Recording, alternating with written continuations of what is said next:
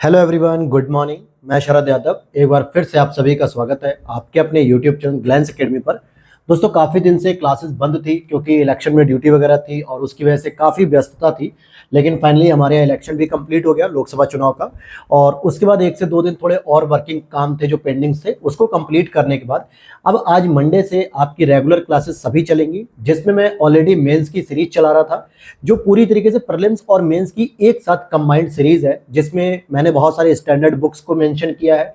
साथ में जो 2022 और 23 में कुछ सेलेक्ट हुए हैं 2 से 3 एस्पिरेंट जो मेरे कांटेक्ट के हैं, उनके भी नोट्स को इंक्लूड किया है। और मैंने अपने भी मेंस को जो नोट्स थे उनको भी इंक्लूड करते हुए एक मेंस ओरिएंटेड अप्रोच को सही करने के लिए नोट्स तैयार किए हैं, जिसमें जिसमें अभी मैंने वर्ल्ड ज्योग्राफी और इकोनॉमिक्स की क्लास को शुरू किया है। ऑलरेडी इसमें 5 से 7 क्लासेस कंप्लीट हो चुकी हैं वर्ल्ड ज्योग्राफी में, और इसी तरीके से इकोनॉमिक्स में भी 5 से 6 क्लासेस कंप्लीट हो चुकी हैं। और ये जो सीरीज है दोस्तों, ये पूरी तरीके से यूपीएससी आईएएस एग्जाम्स के लिए, और साथ में जो स्टेट पीसीएस होते हैं, जिसमें आप देखोगे यूपी पीसीएस हो गया, बिहार पीसीएस हो गया, MP PCS, Rajasthan PCS, Uttarakhand PCS, इन सभी के लिए एक मेंस अप्रोच आपके तैयार करेगा। अगर आप बिगिनर हो तो ये क्लास बेस्ट रहेगी आपके लिए, और अगर आप पहले से ही तैयारी कर रहे हो तो नो डाउट ये चीजें आपको रिवाइज कराएंगी कम समय में और कम पेजेस में। तो आप देखोगे इस तरीके से मैंने हैंड रिटन नोट्स तैयार किए हैं, और जिसमें मैंने लगभग जो है कि 7-8 लेक्चर में आपको जियोमॉर्फोलॉजी के सेगमेंट को कंप्लीट किया था। क्योंकि हम लोग ज्योग्राफी में 3 सेगमेंट मेजर पढ़ते हैं। एक होता है आपका जियोमॉर्फोलॉजी वाला सेगमेंट, दूसरा होता है आपका क्लाइमेटोलॉजी वाला सेगमेंट जो कि हम जलवायु विज्ञान की बात करते हैं, और तीसरा होता है दोस्तों ओशिनोग्राफी वाला सेगमेंट। अर्थात ये हो गया पृथ्वी के अंदर की बातें, जिसमें आप भूकंप की बात करोगे, सुनामी की बात करोगे, प्लेट टेक्टोनिक की बात करोगे, पर्वतों की बात करोगे। तो इस पूरे सेगमेंट को मैंने कंप्लीट कर दिया है। और यहां से जो मैंने विजन आईएएस की टेस्ट सीरीज आपको कराई है यूपीएससी 2024 की, उसमें सारे प्रश्न यहां से कवर हो रहे हैं। और आज हम शुरू करेंगे क्लाइमेटोलॉजी से। तो चलिए शुरू करते हैं आज की इस क्लास को।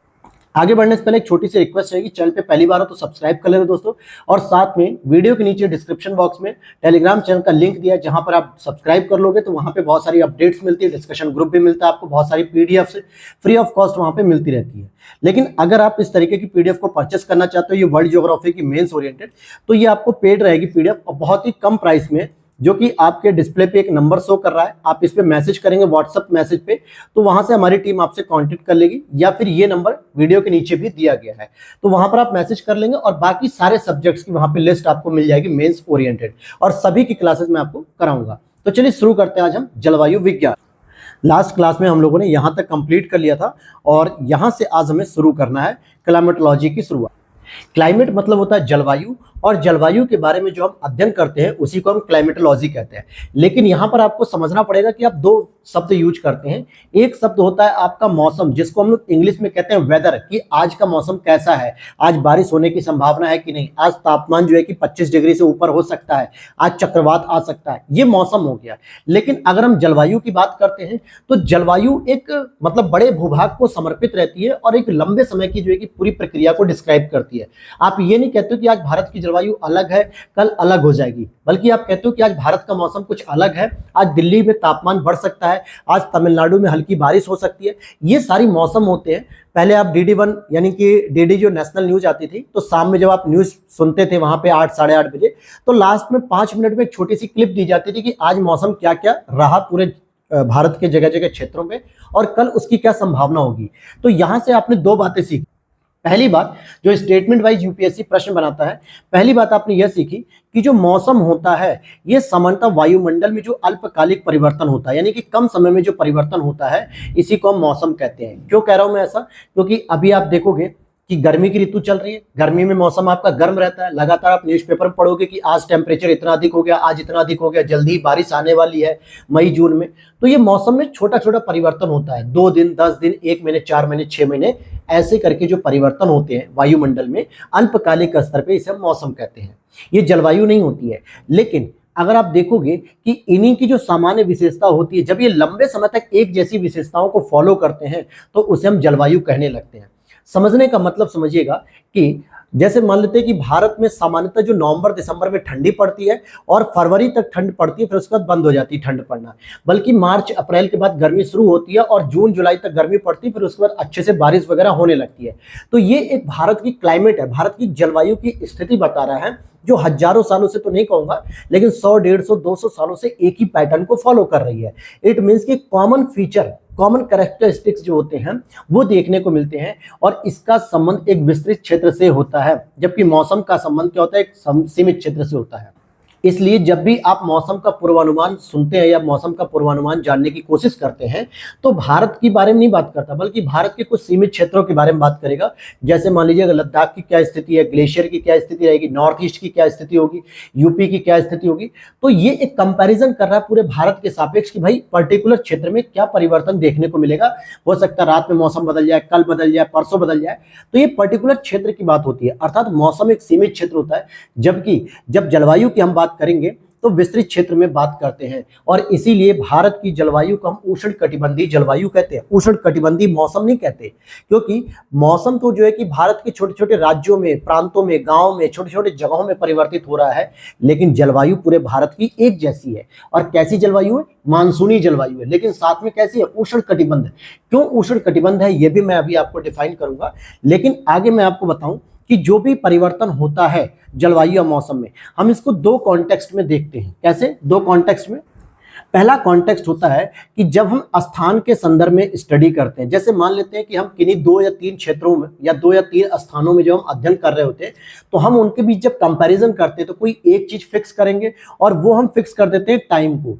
फॉर एग्जाम्पल, मैं मानता हूं कि अगर मैं आपसे पूछूं कि भाई कल मतलब आज मंडे है, और मंडे सुबह 7 बजे से लेकर शाम के 7 बजे तक के बीच में ये मैंने टाइम फिक्स कर दिया। इस दौरान तमिलनाडु में क्या अंतर आएगा मौसम में, दिल्ली में क्या परिवर्तन होगा, राजस्थान में क्या परिवर्तन होगा, और आसाम में क्या परिवर्तन होगा। तो इट मीन्स कि या तो सीमित क्षेत्रों में आप अध्ययन कर सकते हो या विस्तृत अध्ययन कर सकते हो। तो आपने कहा कि सर अगर आप स्थान का कंपैरिजन कर रहे हो तो आपको टाइम फिक्स करना पड़ेगा। आपने टाइम फिक्स कर लिया कि मंडे में सुबह 7 से शाम 7 बजे का स्टडी करेंगे। तो आपने स्टडी किया और देखा कि तमिलनाडु जो कि भूमध्य रेखा के नजदीक है, वहां पे गर्मी ज्यादा थी, लेकिन कोस्टल रीजन होने की वजह से वहां पे मौसम नॉर्मल रहा, क्योंकि थोड़ी बहुत ठंडक भी बनी रही समुद्र की वजह से। वहीं आप देखोगे राजस्थान में जो है कि बहुत तेजी से धूप निकली, बहुत चिलचिलाती धूप थी, लेकिन शाम होते होते वो धूप अचानक ठंडी भी होने लगी। आसाम के क्षेत्रों में देखोगे कि पूर्वी हिमालय का हिस्सा है, इसलिए वहां पे जो है कि थोड़ी मौसम में ठंडक बनी रही। लेकिन यूपी की बात करें तो यूपी की एक ऐसी जलवायु है कि जिसमें सुबह 7 बजे से गर्मी शुरू होने लगी और शाम 7 बजे तक उमस बनी रही। यहां से एक चीज आप समझ में आए कि जब आप अलग अलग स्थानों का कंपैरिजन करोगे तो टाइम को फिक्स करोगे। लेकिन अगर वहीं मैं कहूं कि अगर समय का स्टडी करना चाहें अगर हम, तो जब समय की स्टडी करेंगे तो हमें प्लेस को फिक्स करना पड़ेगा। अब प्लेस को फिक्स करने का मतलब, मैंने मान लिया कि चलो मैं राजस्थान की स्टडी करूंगा। अब राजस्थान की स्टडी करने पे आप देखोगे कि 4 टाइम की अलग अलग स्टडी होगी। भाई सुबह हमने देखा कि सुबह 4 बजे जो है कि यहाँ पे अच्छा खासा मौसम ठीक ठाक ठंडा था, लेकिन जैसे ही 6 बजे धीरे धीरे जो है कि यहाँ पे सूर्य की किरणें तेजी से पड़ी और यहाँ पे रेत या बालू जो थी वो गर्म होने लगी। अचानक से 12 बजे हमने देखा कि बहुत तेज गर्मी बढ़ने लगी और लगभग 35 डिग्री सेल्सियस का टेम्परेचर भी चला गया। लेकिन फिर हमने देखा रात 11 बजे जब पीएम में देखा, तो जैसे ही रेत की ये विशेषता होती है कि जितनी तेजी से वो गर्म होता है उतनी ही तेजी से वो ठंडा होता है, और रात में अचानक जो है कि टेम्परेचर 10 डिग्री सेल्सियस पे आ गया, 35 डिग्री से नीचे गिर के। इट मीन्स कि आपने पूरी स्टडी राजस्थान की लेकिन समय अलग अलग देखा, क्योंकि हम समय के संदर्भ में स्टडी कर रहे थे तो हमें प्लेस को फिक्स करना था। तो ये दोनों चीजें समझ में आ गई। अभी आपको ये चीजें हो सकता है ना समझ में आए, लेकिन मैं फिर वही रिपीट करूंगा कि जब मैंने वर्ल्ड ज्योग्राफी का पहला लेक्चर कराया था, दूसरा, तो मैंने ये स्टेटमेंट वहां भी यूज किया था कि हो सकता है स्टार्टिंग में आपको चीजें ना समझ में आए पहले दूसरे दिन, लेकिन उसके बाद आपके लगातार कमेंट्स आए और लगातार चीजें आपको समझ में भी आने लगी। उस पर आधारित, जियोमॉर्फोलॉजी पे आधारित, जब भूकंप, प्लेट, पर्वत, चट्टान, इनसे रिलेटेड जब आपने विजन आईएएस की टेस्ट सीरीज में प्रश्न किए, तो आपको भरोसा हुआ कि हाँ सर बिल्कुल सही डायरेक्शन में ये नोट्स और क्लासेस चल रही हैं। अगर आप भी पहली बार इस क्लास पे जुड़े हो तो इससे पहले आप जियोमॉर्फोलॉजी की पूरी क्लास करो, विजन आईएएस के टेस्ट पेपर करो जो मैंने ऑलरेडी यूपीएससी के लिए कराए भी हैं, तो आपको भरोसा होगा कि हाँ ये नोट्स कैसे बने हैं और कितने सही बने हैं। फिर नेक्स्ट अगर हम बात करेंगे, इसमें एक तीसरा कैटेगरी होता है कि ये जो मौसम है, ये जलवायु है, इसका अध्ययन जो हम करते हैं कहीं ना कहीं मानव पर इसका असर पड़ता है, समुदाय पर इसका असर पड़ता है, इसके प्रभाव पड़ते हैं, तो उसकी स्टडी भी हमें करनी होती है समुदाय के ऊपर या प्रभाव के ऊपर, अर्थात कि जो जीव जंतु है।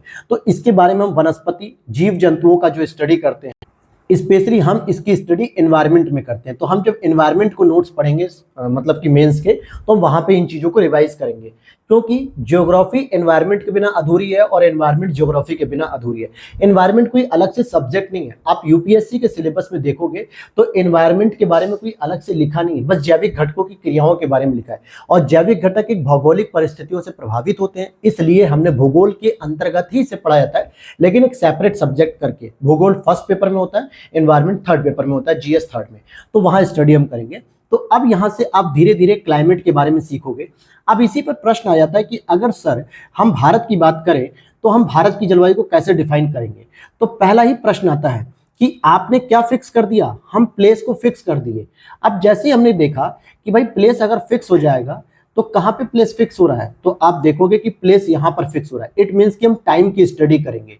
अर्थात हम जब भारत को फिक्स कर दिए कि हमें पूरी स्टडी भारत की करनी है, यानी प्लेस फिक्स हो गया, तो हम अलग अलग टाइम की स्टडी करेंगे। और अलग अलग टाइम का मतलब होता है एक साल में 12 महीने होते हैं, तो हम इन 12 महीने में अलग अलग जो है कि प्रकृति की जो देन है, जो प्रकृति हमारे वायुमंडल के द्वारा जो भारत को प्रभावित किया जाता है, उसको हम देखेंगे। जैसे जाड़ा, सर्दी पड़ती है, गर्मी पड़ती है, बरसात होती है, शरद ऋतु आती है, बसंत ऋतु आती है। तो ये अलग अलग जो ऋतुएं हैं जिनका कृषि पर भी बहुत इंपैक्ट पड़ता है, इन सभी चीजों को हम स्टडी करेंगे। तो अब यहां पर समझ में आ गया कि अगर हम भारत की स्टडी कर रहे हैं तो भारत का प्लेस तो हमने फिक्स कर दिया, लेकिन यहाँ पे टेम्परेचर या टाइम की स्टडी कर रहे हैं। अब आप कहीं से भी उठा सकते हो। जैसे अगर आप देखोगे कि मैंने इसको 4 पार्ट में डिवाइड किया है। अगर आप देखोगे मार्च से लेकर जून के बीच में एक मौसम होता है, फिर जून से सितंबर के बीच में एक मौसम होता है, और सितंबर से दिसंबर के बीच में एक मौसम होता है, फिर दिसंबर से मार्च के बीच में एक मौसम होता है। अब जरा इन मौसम को हम डिफाइन करें। चलिए मैं मार्च से स्टार्ट करता हूं दोस्तों। मार्च से स्टार्ट करूंगा तो यहां से हम देखते हैं कि मार्च, अप्रैल, मई, जून, धीरे धीरे क्या होता है, ये टेम्परेचर बढ़ता जाता है। क्यों बढ़ता जाता है, अभी आपको आगे भी मैं इन चीजों को समझाऊंगा, लेकिन यहां पर एक डायग्राम के तौर पे बता देता हूं कि ये जो 0 डिग्री होती है दोस्तों, हमारा भारत कुछ इस जगह होता है। तो मार्च में ध्यान देना कि मार्च में क्या होता है, विषुव की स्थिति होती है। विषुव की स्थिति का मतलब होता है जब सूर्य की किरणें सीधी 0 डिग्री पर पड़ती हैं। लेकिन मार्च के बाद यही सूर्य क्या होता है, धीरे धीरे उठने लगता है 23.5 डिग्री नॉर्थ की तरफ, साउथ की तरफ नहीं, यानी उत्तरायण होने लगता है सूर्य का। और हमारे घर वाले या जो पूजा पाठ करने वाले लोग पंडित जी होते हैं, वो क्या कहते हैं, सूर्य भगवान उत्तरायण की ओर आ रहे हैं, अर्थात भगवान भारत की तरफ आ रहे हैं। धीरे धीरे अब भारत में गर्मी बढ़ेगी। तो मार्च से अप्रैल, मई, जून, जून तक क्या होता है दोस्तों, 21 जून तक जो है कि टेम्परेचर कैसा हो जाता है, मैक्सिमम हो जाता है। क्योंकि जो सूर्य की किरणें 0 डिग्री पर पड़ रही थी, अब वो सूर्य की किरणें कहां पड़ने लगी, कहां पे, 23.5 डिग्री नॉर्थ पे पड़ने लगी, अर्थात यहाँ पे। और इस जोन में हमारा भारत भी आता है, कर्क रेखा पे पड़ने लगी। ऐसे में जून के समय मैक्सिमम जो है कि गर्मी हो जाती है। इसी समय वायुमंडल में आर्द्रता भी खूब अच्छी खासी हो जाती है, यानी ह्यूमिडिटी, नमी, जो आपकी बॉडी में चिपचिपाहट महसूस होती है।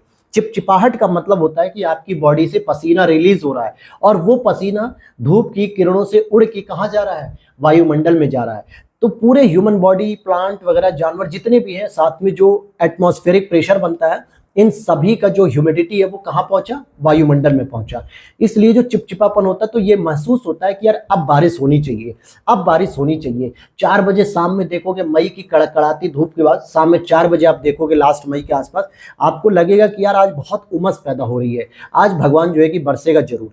तो और फिर उसके बाद हो सकता है 1-2 घंटे बरसते भी हैं और फिर मौसम ठंडा हो जाता है। तो ये चीज कैसे कैलकुलेट कर रहा हूं, क्योंकि आपको पता है कि अब ये टेम्परेचर मैक्सिमम लेवल पर चला गया और ह्यूमिडिटी भी पर्याप्त मात्रा में हो चुकी है, जितनी उमस होनी थी हो चुकी, अब बारिश होगी। समझ में आया। देखो, ज्योग्राफी आपके आसपास होने वाले व्यवहारिक परिवर्तन से ही संबंधित है। बस आपको उन व्यवहारिक परिवर्तनों को देखना है, वायुमंडलीय परिवर्तनों को ऑब्जर्व करना है। और इसीलिए मैं कहता हूं ज्योग्राफी ऑब्जर्व करके ज्यादा बेहतर समझ में आती है। तो हम मार्च से जून तक आ गए, जिसमें ग्रीष्म ऋतु का टेम्परेचर बढ़ रहा था। फिर धीरे धीरे जून से लेकर सितंबर तक, यानी यही सूर्य जो है कि क्या करता है, यही सूर्य जो कि यहां पर थे अभी सूर्य देवता भारत के पास, तो अब ये धीरे धीरे मार्च के बाद क्या हो गया, जून के बाद दोबारा ये वापस आते हैं सितंबर की तरफ। मतलब तो कहीं ना कहीं सूर्य का प्रकाश अब भारत पे कम पड़ रहा है। तो जून, जुलाई, अगस्त, सितंबर, और यहाँ पे टेम्परेचर कम होने लगता है। वहीं पे आदर्श दशाएं भी बनती हैं दक्षिण पश्चिम मानसून के आगमन के लिए, और 1 जून को केरल के तट पे वर्षा टकरा जाती है। वर्षा टकराते ही 1 जून के बाद पश्चिमी घाट पे लगातार वर्षा होती है।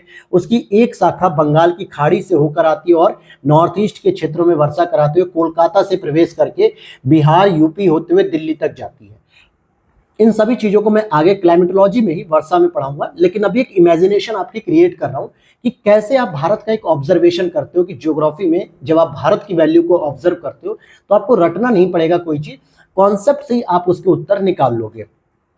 तो यहाँ पे टेम्परेचर कम है, वर्षा ऋतु है। अब यहाँ पर वर्षा खूब अच्छे से हो रही है, सितंबर तक वर्षा हो गई, ठीक है। अब सितंबर के बाद क्या होता है, अच्छा जून से लेकर सितंबर में दोनों प्रकार की वर्षा हो जाती है।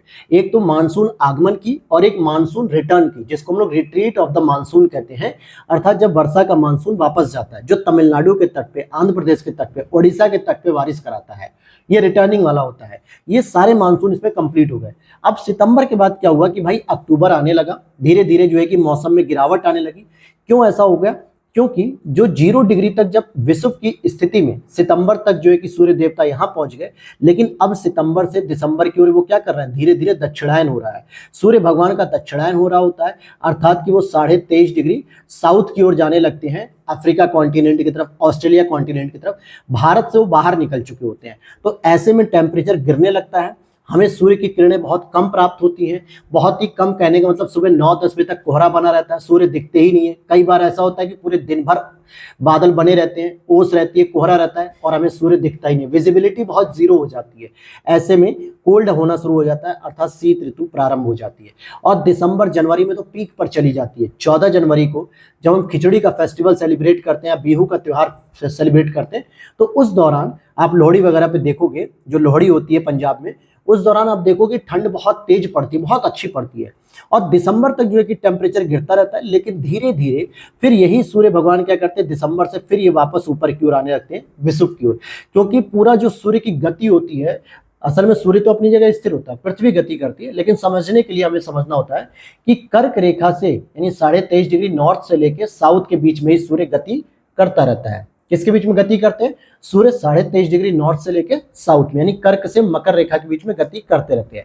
अब दिसंबर के बाद, 22 दिसंबर के बाद ये सूर्य दोबारा वापस ऊपर की ओर आने लगते हैं, तो धीरे धीरे टेम्परेचर हमारा बढ़ने लगता है और फिर मार्च तक आते आते 0 डिग्री पर आ जाते हैं सूर्य देवता, और फिर वहां से टेम्परेचर और बढ़ने लगता है और भारत में फिर ग्रीष्म ऋतु आने लगती है।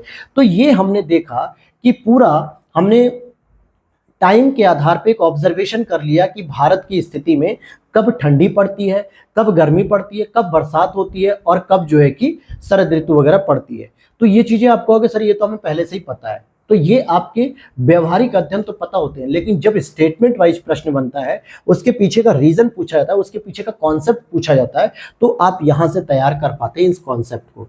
तो अब फाइनली हमने क्या निष्कर्ष निकाला कि जब हमने प्लेस को फिक्स कर दिया, यानी भारत का ही हम अध्ययन कर रहे हैं, तो पूरे वर्ल्ड के आधार पर अगर आप देखोगे तो बहुत सीमित क्षेत्र है, क्योंकि हमने भारत वर्ड यूज किया है, हमने उत्तर प्रदेश वर्ड यूज नहीं किया। अगर हम उत्तर प्रदेश वर्ड यूज करते या पश्चिम बंगाल या बिहार या एमपी या राजस्थान कुछ भी, तो इट मीन्स कि हम बाकी अदर स्टेट की कंपैरिजन कर रहे हैं, अदर स्टेट की अपेक्षा हम केवल उत्तर प्रदेश का अध्ययन कर रहे हैं या फिर बंगाल का अध्ययन कर रहे हैं। लेकिन यहां पर जब हम भारत वर्ड का यूज कर रहे हैं, तो इट मीन्स कि हम दुनिया के आधार पर हम देखेंगे कि पूरी दुनिया में जो हम भारत का अध्ययन कर रहे हैं, तो बाकी दुनिया की अपेक्षा बाकी दुनिया की हम स्टडी नहीं कर रहे हैं। तो इसलिए हमने सीमित क्षेत्र ले लिया, और ये एक अल्पकालिक समय था जो 1 वर्ष की पूरी अवधि थी, क्योंकि हमने मार्च से ही शुरू किया, जून, सितंबर, दिसंबर और फिर मार्च पे वापस आ गए। इट मीन्स कि केवल 1 वर्ष का ऑब्जर्वेशन किया। तो ये जो 1 वर्ष का ऑब्जर्वेशन था, ये कहीं ना कहीं मौसम का ही तो ऑब्जर्वेशन कर रहे थे, क्योंकि जलवायु एक लंबे समय की बात होती है जो 25-30 सालों में एक परिवर्तन देखने को मिलती है। क्यों हम कहते हैं कि क्लाइमेटोलॉजी में क्लाइमेट चेंज एक बहुत बड़ा चैलेंजेस आ रहा है। आप बार बार पढ़ते हो ग्लोबल वार्मिंग को हमें कम करना है, और 1990 के दशक तक या 1990 के पहले जितना टेम्परेचर था उसके रिगार्डिंग हमें आज कम करना है, लगभग 1.5 सेल्सियस कम करना है, 1.5 डिग्री सेल्सियस। तो इसका मतलब हो गया लगभग पिछले 35 सालों में जलवायु में काफी परिवर्तन हुआ है 1990 के बाद, जब औद्योगिकरण बहुत तेजी से पनप रहा था दुनिया के अल्प विकसित देशों में, जैसे भारत, एशियाई देशों में, अफ्रीकी देशों में। तो दुनिया में बहुत अधिक ग्लोबल वार्मिंग बढ़ने लगी। तो वहां हम नहीं जाएंगे मुद्दे पर।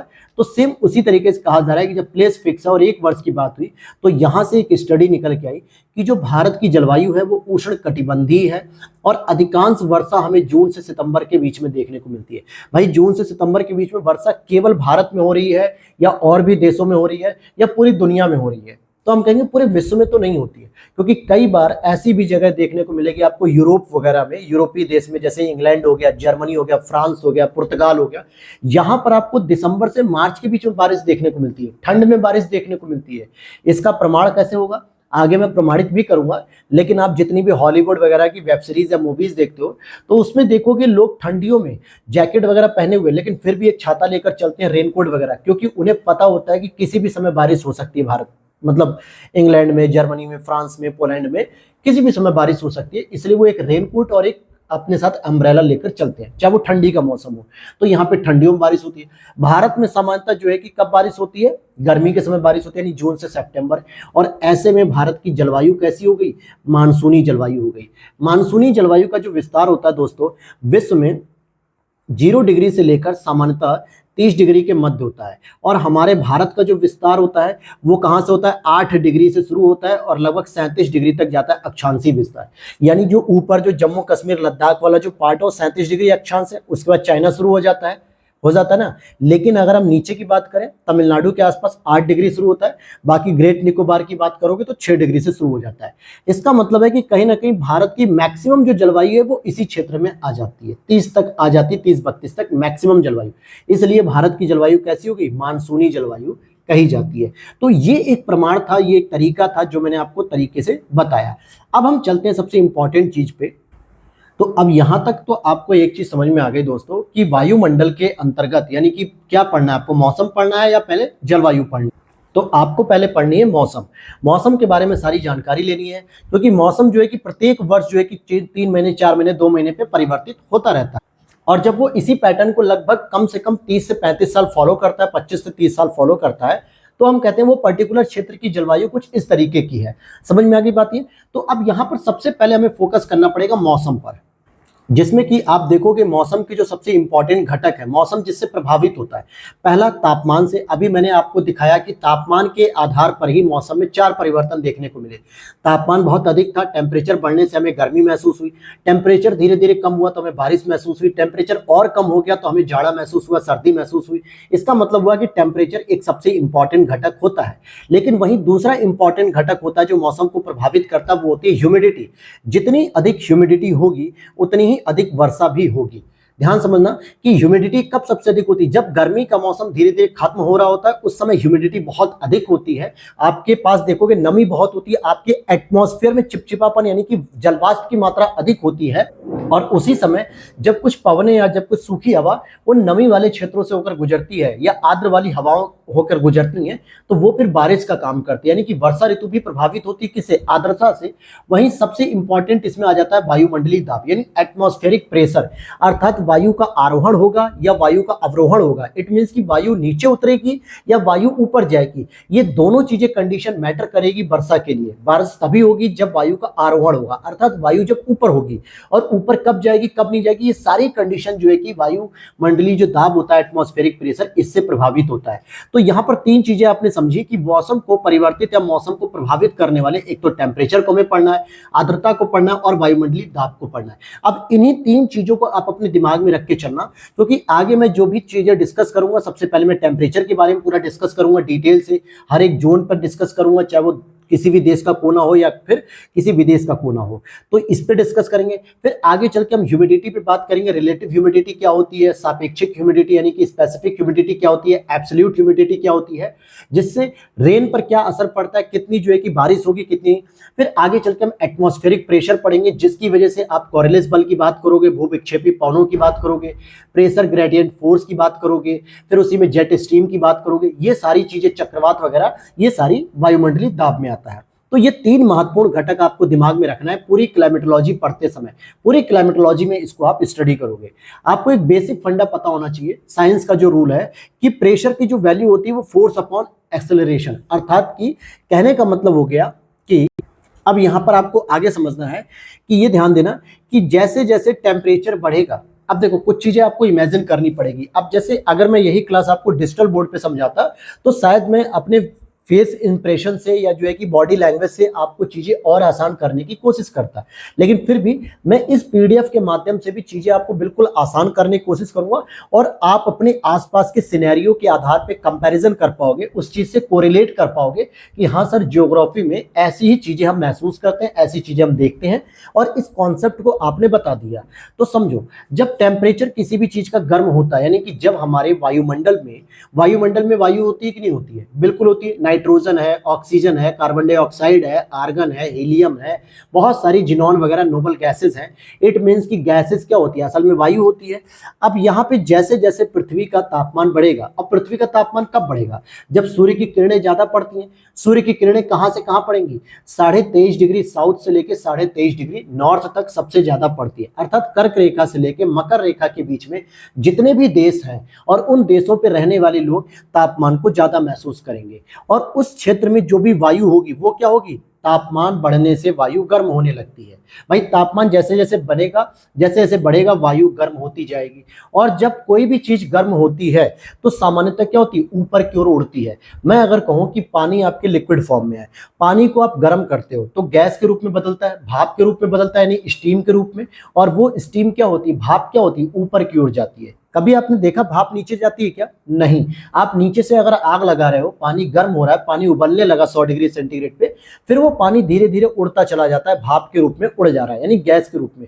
क्यों ऐसा हो रहा है? क्योंकि जब भी किसी चीज को हम गर्म करेंगे तो वो चीज हल्की हो जाती है। लिक्विड भारी है या गैस भारी है? अगर मैं आपसे पूछूं, पानी अगर गर्म कर रहे हैं तो पानी भारी है या गर्म होने के बाद जो पानी भाप के रूप में वो भारी है? तो आप देखोगे जब पानी हल्का हो जाता है अर्थात वायु गर्म होती है तो वायु भी हल्की हो जाती है और हल्की वायु सदैव ऊपर जाती है। ध्यान से समझना कि वायु जो ऊपर जाएगी उसी को हम कहते हैं वायु का आरोहण, और जो वायु नीचे आती है उसे हम कहते हैं वायु का नीचे आना। ठीक है, अवरोहण। तो ये दो शब्द आप याद रखो क्योंकि इसको बार बार मैं यूज करूंगा क्लाइमेटोलॉजी में। आरोहण का मतलब होता है वायु का ऊपर जाना, अर्थात कि धरातल से वायु कहां जा रही है? ऊपर के वायुमंडल में जा रही है।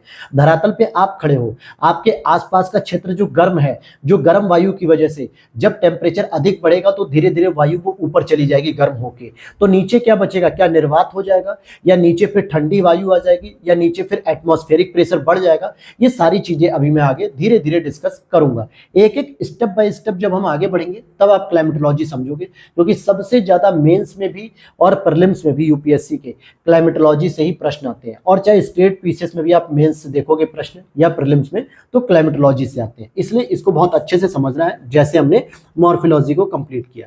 तो यहां पर आप देखोगे कि वायु अगर गर्म होकर ऊपर जा रही है तो वायु का आरोहण हो रहा है, वायु अगर ठंडी होकर नीचे आ रही है तो वायु का अवरोहण हो रहा है।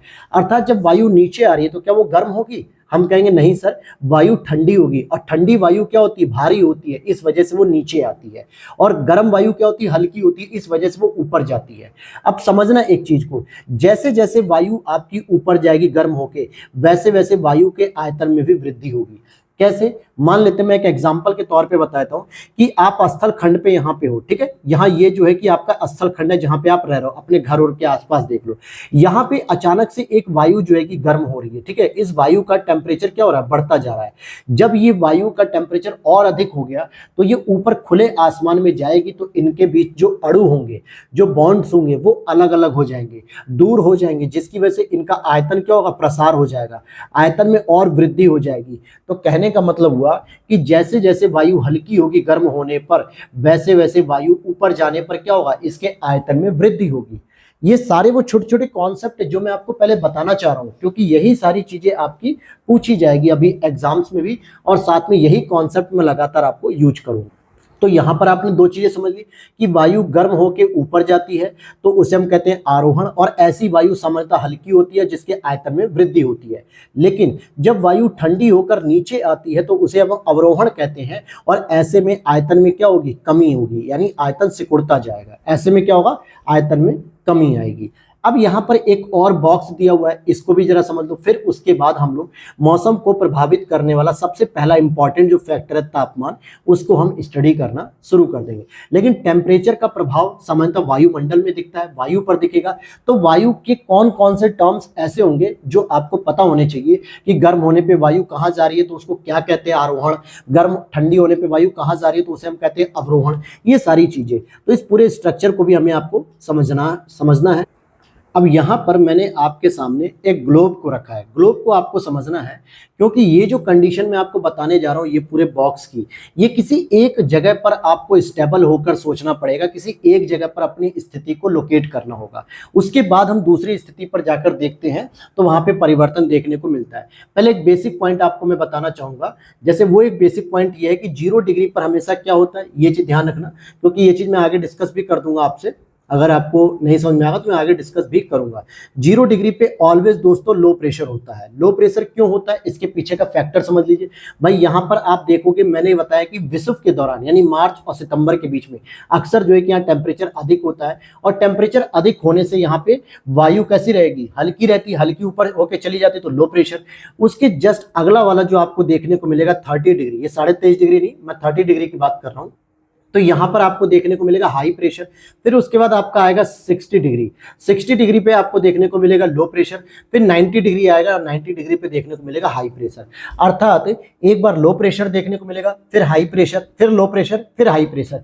4 कटिबंध देखने को मिलेंगे इस तरीके से नॉर्थ में, और 3 कटिबंध साउथ में देखने को मिलेंगे। तो टोटल हमारे जो वायुमंडलीय कटिबंध होते हैं वो 7 होते हैं। तो 0 डिग्री पे अगर लो प्रेशर है तो 30 पे क्या होगा, हाई प्रेशर, 60 पे लो प्रेशर और 90 पे हाई प्रेशर। इसी चीज को आपको समझाने के लिए मैं बताना चाहूंगा कि जैसे मान लीजिए हम इस पॉइंट पर खड़े हैं, किस पॉइंट पर, इस पॉइंट पे, और इस पॉइंट पे हम 0 डिग्री सेल्सियस मान के चलेंगे, अर्थात 0 डिग्री अक्षांशीय रेखा। अब यहां पर सबसे अधिक क्या पड़ेगा, टेम्परेचर होगा, क्योंकि 0 डिग्री पे टेम्परेचर प्रॉपर बहुत अच्छे से पड़ता है, सूर्य की किरणें जो है कि वहां पर अक्सर बनी रहती हैं। तो यह भी एक विशेषता होती है कि यहाँ पे जाड़े और गर्मी के बीच में बहुत ही कम अंतर देखने को मिलता है, क्योंकि जाड़े में भी अच्छी खासी धूप रहती है और गर्मी में भी रहती है। तो यहाँ पे कोई बहुत बड़ा अंतर देखने को नहीं मिलता है। तो इस आधार पर कह सकते हैं कि ये जो 0 डिग्री वाला है, यहाँ पर जो है कि तापमान अधिक होने से लो प्रेशर बनेगा। लो प्रेशर का मतलब होता है कि निम्न वायुदाब। निम्न वायुदाब को अगर हम हिंदी में बोलेंगे, निम्न वायुदाब को, कि यहां पर जो वायु था उसका जो दाब था वो कम हो गया। आपके ऊपर लगने वाला जो दाब होता है वो क्या होता है, वायुमंडलीय दाब तो होता है। और जैसे जैसे आप पर्वतों के ऊपर जाते हो, यानी कि पहाड़ों पर जाते हो, जैसे जैसे चोटियों पर बढ़ते हो, तो आप धरातल से लगभग 6 किलोमीटर 5 किलोमीटर ऊपर जा चुके हो। इसका मतलब जो वायु का दाब आपके ऊपर धरातल पे लग रहा था मैदान पे, वो वायु दाब अब कम होने लगा, और जिसका प्रभाव पड़ेगा कि आपकी जेब में रखा हुआ फाउंटेन पेन फेंक देता है, इंक फेंक देता है, और आपके कपड़े खराब हो जाते हैं। जैसे जैसे आप समताप मंडल में जाते हो वायुयान में बैठ के, वहां पर वायु दाब 0 हो जाता है आपके ऊपर, और जिस वजह से वहां पे फाउंटेन पेन अपनी इंक को फेंक देता है बाहर, क्योंकि एटमॉस्फेरिक प्रेशर वहां पर नहीं होता जो उसे कंट्रोल कर सके। इसी तरीके से जहां पर आपके ऊपर वायु दाब पड़ता है तो आप कहते हो कि मेरे ऊपर वायु दाब पड़ रहा है इसलिए मैं हाई प्रेशर हूं। अगर आप वाटर बॉडीज के नीचे जाते हो, नदी में जाते हो, समुद्र में जाते हो, तो एक निश्चित गहराई के बाद आपके ऊपर पूरे पानी का भार पड़ता है और आप डूबने लगते हो। आपको लगता है कि पूरा पानी का जो वाटर बॉडीज का जो भार है वो मेरे ऊपर है और मुझे वो दबा रहा है नीचे की ओर। इसी तरीके से आपको समझना है कि 0 डिग्री पे जब आप रहते हो तो यहाँ पे टेम्परेचर की वैल्यू बहुत अधिक होती है, जिसकी वजह से जितनी भी वायु है वो उड़ के ऊपर चली जाती है गर्म होके, जिसको हम कहते हैं वायु का आरोहण। और ये ऊपर कहाँ जा रही है, ये क्षोभ मंडल में जा रही है। ध्यान से समझना, क्षोभ मंडल में जा रही है। तो डेफिनेटली वायु का 2 तरफ संचरण होता है, या तो लो प्रेशर से वो हाई प्रेशर की ओर जाएगी, या फिर वो हाई प्रेशर से लो प्रेशर की ओर जाएगी। समझना मेरी बात को, कहां जा रही है, वो हाई प्रेशर से लो प्रेशर या फिर लो प्रेशर से हाई प्रेशर जाएगी। अब यहां पर मान लेते हैं कि 0 डिग्री पे अगर लो प्रेशर है तो यहां से जो वायु उठेगी या तो वो 30 डिग्री नॉर्थ में जाएगी या तो फिर 30 डिग्री वो साउथ में जाएगी। इट मीन्स कि वायु का जब आरोहण होगा तो ऊपर जाके वो हाई प्रेशर बनाएगी, और हाई प्रेशर का मतलब हो गया वहां पे वायु की सघनता सबसे अधिक होगी। थोड़ा सा आपको कंफ्यूजन हो सकता है, थोड़ा सा आपको टॉपिक यहाँ पे कठिन लग सकता है स्पेशली बिगिनर लोगों को, लेकिन धीरे धीरे आप 1 से 2 क्लासेस जब मेरे साथ क्लाइमेटोलॉजी की कर लोगे तो आपको एक कॉन्फिडेंस आ जाएगा और चीजें आपको समझ में आने लगेंगी। अब यहाँ पर मुझे बताओ 0 डिग्री पे जब लो प्रेशर हो गया तो इट मीन्स कि दबाव बहुत कम हो गया, अर्थात वायु की सघनता, जो वायु की डेंसिटी थी वो लगातार कम हो गई, क्योंकि सारी वायु ऊपर चली गई तो यहाँ पे सघनता कम हो गई लो प्रेशर में, और वायु का आरोहण हो गया। और ऐसे में जहां पर जाके वो वायु एकत्रित हुई ऊपर जाके, उसे हम हाई प्रेशर कहेंगे, जहां पर वायु में क्या हो गई, फिर से सघनता देखने को मिलेगी। ठीक है, अब यहां से वो क्या होती है, लो प्रेशर की ओर जाती है। भाई नीचे से तो आई थी, फिर यहां से वो तुरंत जो है कि लो प्रेशर वाला जोन देखती है और उधर चली जाती है। फिर वहां से वायु का क्या होता है, अवरोहण होना शुरू होता है, यानी वायु नीचे उतरती है। क्या होती है, वायु नीचे उतरेगी स्थल खंड पे और 30 डिग्री पर आके, ध्यान से समझना, 30 डिग्री पर ये दबाव बढ़ जाता है, और इसीलिए 0 डिग्री पर आप देखोगे वायु की सघनता में कमी होती है, यानी कि लो प्रेशर होता है, लेकिन 30 डिग्री पर सारी की सारी वायु नीचे उतर जाती है और जहां पे हाई प्रेशर बन जाता है। अभी आपको ये चीजें कम समझ में आएंगी, नो डाउट, मैं जानता हूं इस चीज को कि आपको ये चीजें थोड़ी कम समझ में आ रही होगी, लेकिन जैसे जैसे हम क्लास में आगे बढ़ते चलेंगे वहां पे आपको चीजें समझ में आती जाएंगी। अभी बस मैंने आपको एक छोटा सा डेमो दिया है कि इसका मतलब क्या होता है। भाई अगर जहां पर भी टेम्परेचर अधिक पड़ रहा है लो प्रेशर बनेगा, यानी क्यों लो प्रेशर हुआ, क्योंकि यहां से सारी वायु आरोहण करके अर्थात ऊपर चली गई और वहां पे हाई प्रेशर हो गया, फिर वहां से वो लो प्रेशर की ओर आई और लो प्रेशर से फिर वो 30 डिग्री की ओर नीचे उतर कर आने लगती है, क्षोभ मंडल से नीचे, और जब वायु नीचे आती है ठंडी होकर तो उसका पूरा अवरोहण होता है जहां पे सघनता बढ़ जाती है। अब यहां पर एक मेंस ओरिएंटेड यानी प्रीलिम्स, यूपीएससी प्रीलिम्स का एक प्रश्न मैं पूछूंगा कि मुझे ये बताओ, वायु का अगर आरोहण हो रहा है तो क्या वायु यहाँ पे हल्की है या भारी है, तो आप कहोगे नहीं सर यहाँ पे वायु हल्की है क्योंकि गर्म होकर ऊपर आ रही है। दूसरा एक प्रश्न यहीं पे, क्या यहाँ पर इसकी वेलोसिटी यानी कि जो वॉल्यूम, जो आयतन है, क्या उस आयतन में वृद्धि हो रही है या कमी हो रही है, तो आप कहोगे सर वायु ऊपर की ऊपर जा रही है, यानी उनके अणुओं के बीच में दूरी बढ़ रही है, इट मीन्स कि यहाँ पे उनके वॉल्यूम में वृद्धि हो रही है, आयतन में वृद्धि हो रही है। वहीं दूसरा एक प्रश्न और बनाता हूं मैं यूपीएससी का कि अगर वायु का अवरोहण हो रहा है, इट मीन्स कि क्या वायु सघन होगी, एक जगह केंद्रित होगी, तो हम कहेंगे जी सर बिल्कुल केंद्रित होगी। तो क्या यहां पर उसके वॉल्यूम का मान कम हो रहा है, तो हम कहेंगे हाँ सर यहां पर उसके वॉल्यूम का मान कम हो रहा है क्योंकि यहां पर वो एक जगह एकत्रित हो रही है। तो क्या यह एक ठंडी वायु है, तो हम कहेंगे हाँ सर ये ठंडी वायु है, इसीलिए ये नीचे उतर रही है। अगर ये गर्म वायु होती तो ये ऊपर ही चली जाती, आरोहण हो जाता है। तो आरोहण और अवरोहण का कॉन्सेप्ट आपने समझ लिया। तो इसके बाद अब हम शुरू करेंगे टेम्परेचर। टेम्परेचर क्यों पढ़ेंगे, क्योंकि मौसम को प्रभावित करने में सबसे इंपॉर्टेंट ये घटक है, दूसरे नंबर पे आर्द्रता, तीसरे नंबर पे वायुमंडलीय दाब। लेकिन टेम्परेचर का सीधा रिलेशन किससे होता है, सन से होता है, क्योंकि सूर्य के द्वारा जो हमारी पृथ्वी पर जो प्रकाश आता है, जो हमारे लिए शॉर्ट वेव रेडिएशन के माध्यम से जो प्रकाश हमारे यहाँ पहुंचता है, विजिबल लाइट जिसे हम कहते हैं, यही पूरा तापमान के कॉन्सेप्ट को डिफाइन करता है। तो इसीलिए अब हम यहाँ से तापमान की स्टडी करेंगे। सबसे पहले देखिए धीरे धीरे ही हम लोग पढ़ेंगे क्योंकि क्लाइमेटोलॉजी में आपको बहुत चीजें समझनी है। और अगर जिन भी मेरे भाई साथियों को ये पीडीएफ परचेस करनी है तो वीडियो के नीचे दिए गए व्हाट्सएप नंबर पे आप मैसेज कर सकते हो, वहां से हमारी टीम कांटेक्ट कर लेगी आपसे व्हाट्सएप पर ही, और सारी डिटेल्स वहां पर मिल जाएगी। जैसे आपको world geography, science complete, history complete, economics, environment, geography, इस तरीके के सारे मेंस ओरिएंटेड नोट्स मिलेंगे। साथ में डिजास्टर मैनेजमेंट, इंटरनल सिक्योरिटी और इकोनॉमिक्स, ये सभी नोट्स आपको वहां पे, सोसाइटी वगैरह, जस्टिस, ये सब मिल जाएंगे। सारे इसी तरीके से हैंड रिटन होंगे और सबकी मैं क्लासेस कराऊंगा। लगभग 3 से 4 महीने का ये पूरा कोर्स रहेगा। लेक्चर सभी के फ्री रहेंगे, लेकिन आपको पीडीएफ परचेस करनी होगी। और पीडीएफ आप डिस्प्ले पे दिए गए नंबर पे आप मैसेज भी कर सकते हो, जो ये नंबर मैं लिख रहा हूँ, यहाँ पर आप मैसेज कर दोगे तो हमारी टीम वहां से कांटेक्ट कर लेगी। चलिए टॉपिक पे दोबारा आते हैं। अब तापमान की बात होती है तो तापमान का जो सामान्य अर्थ होता है वो क्या होता है, किसी वस्तु को या किसी वायुमंडल को या किसी भी चीज को गर्म करना। भाई जब कोई वस्तु या कोई तापमान, मतलब कि कोई चीज गर्म होती है तो हम कहते हैं उसका तापमान बढ़ गया, टेम्परेचर बढ़ गया। लेकिन इसको हम 3 अलग अलग रीजन में अगर देखना चाहें, साइंस में इसको हम अलग वैल्यू क्रिएट करते हैं, ज्योग्राफी में अलग होता है, एनवायरमेंट में अलग होता है। ज्योग्राफी में हम इसे एक स्केल के रूप में प्रयोग करते हैं, सॉरी साइंस में इसे हम मापक के रूप में प्रयोग करते हैं। अर्थात किसी भी वस्तु में जो निहित ऊष्मा होती है, यानी जो हीट होती है, उसे मापने के लिए हम टेम्परेचर का प्रयोग करते हैं। आपकी बॉडी में जितनी भी हीट होती है तो हम उसे नापते हैं कि भाई 36 डिग्री सेल्सियस है या 98 डिग्री फ़ारेनहाइट है या जो भी है, तो ये वैल्यू को मेजर करती है कि कोई वस्तु में कितनी ऊष्मा यानी कितनी हीट है, कितनी गर्माहट है, उसका मापन किया जाता है साइंस में टेम्परेचर से। लेकिन वहीं अगर हम ज्योग्राफी के अंतर्गत इस फैक्टर को देखना चाहें तो ज्योग्राफी में मौसम या जलवायु को प्रभावित करने वाला सर्वाधिक महत्वपूर्ण कारक है। ध्यान देना, अगर आपने तापमान की पूरी जो है कि अगर तापमान की पूरे कॉन्सेप्ट को समझ लिया ना, तो ये समझ लो कि आपकी आधे से अधिक ज्योग्राफी कंप्लीट हो जाएगी एक झटके में। तापमान का बहुत बड़ा रोल होता है हमारे पूरे के पूरे विश्व को प्रभावित करने में। तो तापमान ज्योग्राफी में क्या करता है, एक महत्वपूर्ण कारक हो जाता है। वहीं इन्वायरमेंट में अगर आप देखोगे तो प्राकृतिक पर्यावरण को प्रभावित करने वाला भी एक महत्वपूर्ण कारक है।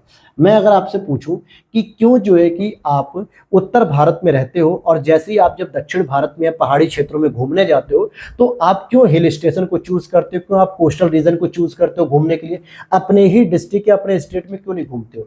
दो रीजन होते हैं। एक तो आपको पर्सनल स्पेस चाहिए होता है, फैमिली से निकल के कहीं बाहर घूमने के लिए, दोस्तों के साथ, यारों के साथ या वाइफ के साथ या हस्बैंड के साथ, जैसे भी। दूसरा सबसे इंपॉर्टेंट चीज होता है कि आप जिस जोन में रह रहे होते हो ना, वहां पे आपको या तो गर्मी महसूस हो रही होती है या फिर ठंडी। मैं अगर उत्तर भारत की बात करूं, specially UP, Delhi, Bihar, MP की, तो यहाँ गर्मी महसूस होती है। तो आप क्या करते हो, पहाड़ी क्षेत्र में जाते हो घूमने, बर्फ गिरते हुए देखना चाहते हो, लद्दाख में, जम्मू में, साउथ में जाओगे तो वहाँ कोस्टल रीजन देखने को मिलेगा। यानी कहीं ना कहीं तापमान में परिवर्तन होता है और आपको एक सुकून मिलता है। इसका मतलब क्या समझ में आया कि टेम्परेचर सबसे इंपॉर्टेंट है जो आपकी ज्योग्राफी को प्रभावित करता है। और इन्वायरमेंट के अंतर्गत जो आप ह्यूमन बॉडीज होते हैं, जो समुदाय होते हैं, जो जैविक घटक होते हैं, उनको भी सबसे अधिक प्रभावित करता है। तो आप विज्ञान में जब पढ़ रहे होते हो टेम्परेचर, तो हम वहां पे साइंस के अंतर्गत पढ़ रहे होते हैं, फिजिक्स में, केमिस्ट्री में, बायोलॉजी में। तो यहाँ तो हम साइंस तो स्टडी नहीं कर रहे हैं, हम यहाँ पे स्टडी कर रहे हैं ज्योग्राफी की। तो ज्योग्राफी की जब हम स्टडी कर रहे हैं तो ज्योग्राफी के अनुसार सोचना है। तो हम ज्योग्राफी के अंतर्गत देखेंगे कि ये मौसम या जलवायु को प्रभावित करने का एक इंपॉर्टेंट घटक है। और इस स्ट्रक्चर में मैंने यही तो बताया कि तापमान सबसे इंपॉर्टेंट फैक्टर है। तो अब यहाँ पर सबसे इंपॉर्टेंट चीज को आपको समझना है एक एक करके। तो पहले यहाँ पर हम थोड़ा सा साइंस का कॉन्सेप्ट को समझने का प्रयास करेंगे और साइंस में टेम्परेचर को हम हीट के रूप में जानते हैं। तो जरा ध्यान दें कि हमारे वायुमंडल में या हमारे जैविक घटकों में या हमारी वैज्ञानिक भाषा में जो हीट है उसका उत्पादन कहाँ से होता है। तो यहाँ पर आपके दिमाग में क्वेश्चन आएगा कि सर हमने तो पढ़ा है कि हीट या एनर्जी ना तो डिस्ट्रॉय होती है ना प्रोडक्ट होती है, यानी ये एक फॉर्म से दूसरे फॉर्म में चेंज होती है, ना तो ये कभी खत्म होती है ना ही इसका कोई उत्पादन होता है। लेकिन मैं यहाँ पर आपको करेक्ट करना चाहूंगा कि हीट या एनर्जी या आपका जो टेम्परेचर वो कभी खत्म तो नहीं होता, लेकिन उसका प्रोडक्शन तो एक बार होता ही है। तो सबसे इंपॉर्टेंट हमारे लिए जो पृथ्वी पर घटक है प्रभावित करने वाला, उसमें होता है सूर्य। तो हम यहाँ पर एस की बात करेंगे। एस मतलब हो गया सूर्य। अब सूर्य से क्या होता है कि पृथ्वी पर कुछ प्रकाश की किरणें आती हैं। क्या आती है? विजिबल लाइट आती है, यानी हीट आती है।